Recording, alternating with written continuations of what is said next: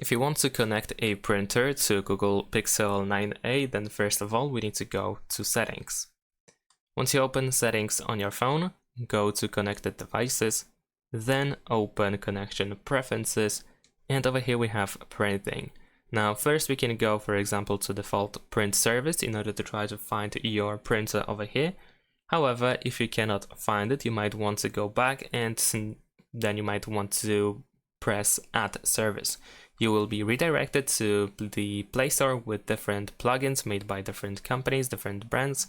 So you want to select the brand, the manufacturer of your printer, and then you might need to install it and open it in order to try to connect your printer. Now obviously these apps are quite different one from another.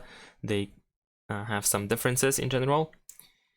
So I cannot really show you how to do this step by step, but this is the general idea. However, in some cases you might also need to download a specific app that you can find, for example, in the manual of your printer. So essentially, if you cannot connect the printer during the installation of these services or plugins, you might want to check the user manual of your printer in order to find the information about the specific app that you need to download from the Play Store. So all of these apps are usually available in the Play Store, so you can search for them, download them, and that's pretty much it. Then you should be able to easily connect the printer.